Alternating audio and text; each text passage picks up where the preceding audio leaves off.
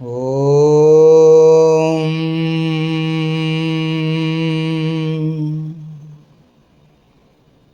ಯೋಗೇನ ಚಿತ್ತಸ್ಯ ಪದೇನ ವಾಚಾಂ ಮಲಂ ಶರೀರಸ್ಯ ಚ ವೈದ್ಯಕೇನ ಯೋಪಾಕರೋತ್ತಂ ಪ್ರವರಂ ಮುನೀನಾಂ ಪತಂಜಲಿಂ ಪ್ರಾಂಜಲಿರಾನತೋಸ್ಮಿ. ಓಂ ಶಾಂತಿ ಶಾಂತಿ ಶಾಂತಿ. ಅಥ ಸಾಧನಪಾದಃ ತಪಸ್ವಾಧ್ಯಾಯೇಶ್ವರಪ್ರಣಿಧಾನಾನಿ ಕ್ರಿಯಾಯೋಗಃ ಸಮಾಧಿಭಾವನಾರ್ಥಃ ಕ್ಲೇಶತನೂಕರಣಾರ್ಥಶ್ಚ ಅವಿದ್ಯಾಸ್ಮಿತಾರಾಗದ್ವೇಷಾಭಿನಿವೇಶಾಃ ಪಂಚಕ್ಲೇಶಾಃ. ಅವಿದ್ಯಾಕ್ಷೇತ್ರಮುತ್ತರೇಷಾಂ ಪ್ರಸುಪ್ತತನುವಿಚ್ಛಿನ್ನೋದಾರಾಣಾಂ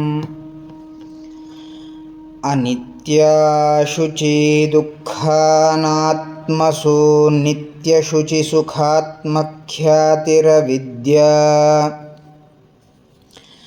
ದೃಗ್ದರ್ಶನಶಕ್ತ್ಯೋರೇಕಾತ್ಮತೇವಾಸ್ಮಿತಾ ಸುಖಾನುಶಯೀರಾಗಃ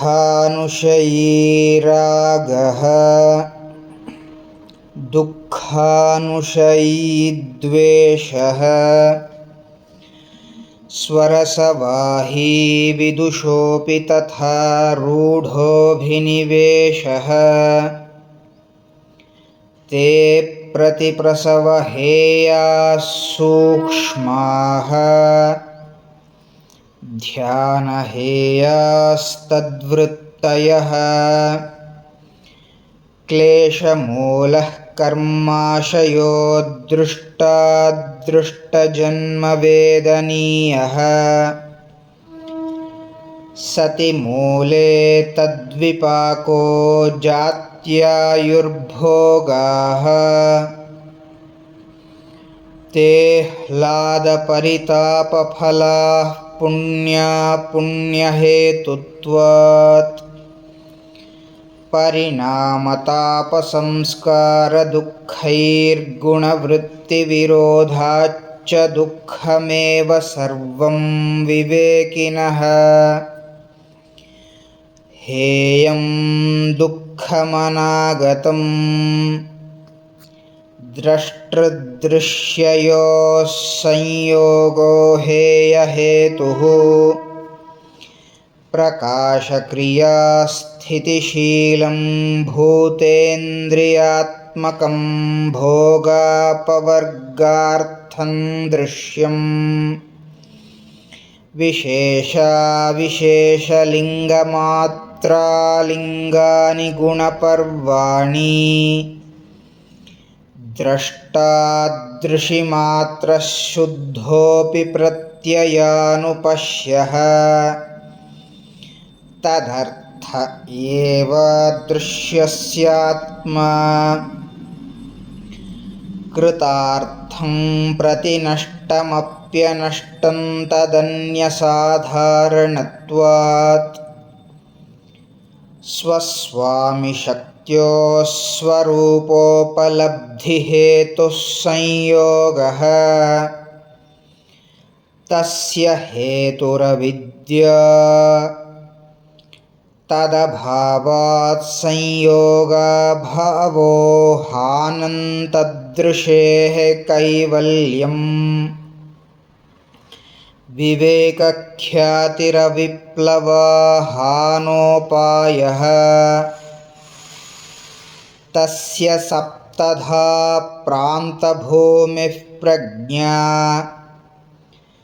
ಯೋಗಾಂಗಾನುಷ್ಠಾನಾದಶುದ್ಧಿಕ್ಷಯೇ ಜ್ಞಾನದೀಪ್ತಿರಾವಿವೇಕಖ್ಯಾತೇಃ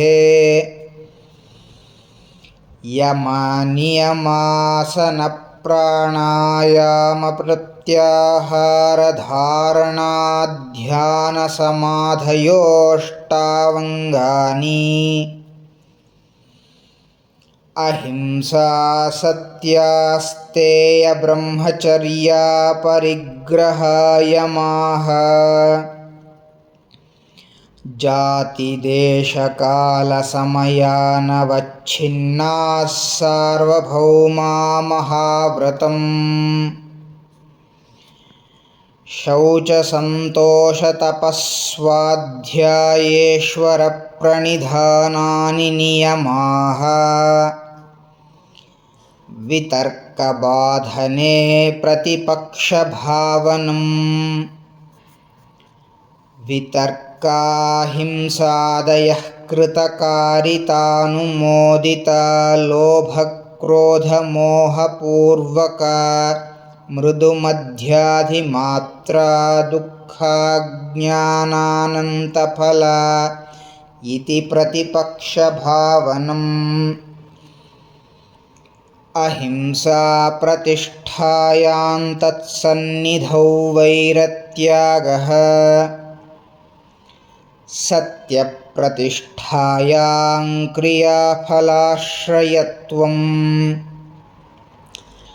अस्तेयप्रतिष्ठायां सर्वरत्नोपस्थानम् ब्रह्मचर्यप्रतिष्ठायां वीर्यलाभः अपरिग्रहस्थैर्ये जन्मकथन्तासम्बोधः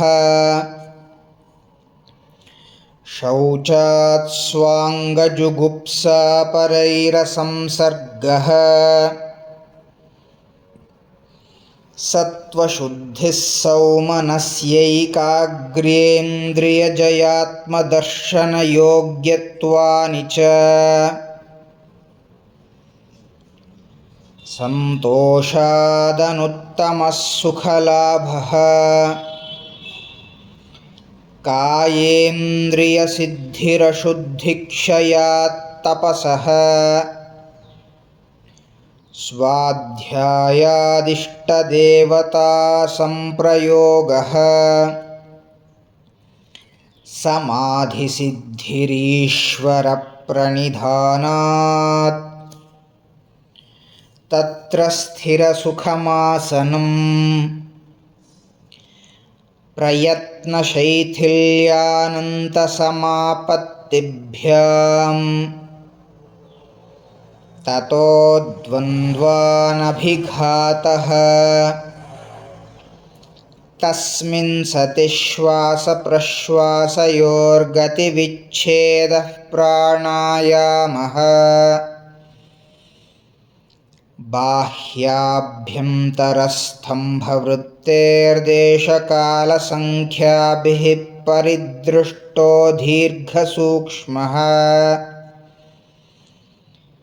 बाह्याभ्यन्तरविषयाक्षेपी चतुर्थः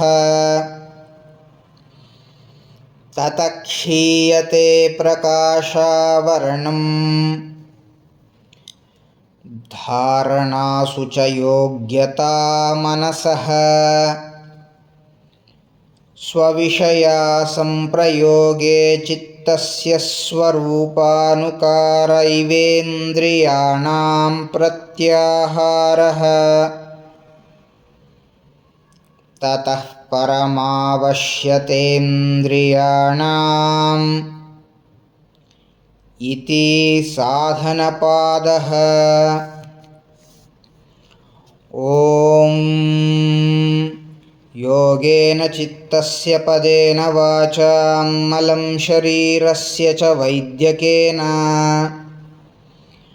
योपाकरोत्तं प्रवरं मुनीनां पतञ्जलिं प्राञ्जलिरानतोऽस्मि। ॐ शान्ति शान्ति शान्तिः।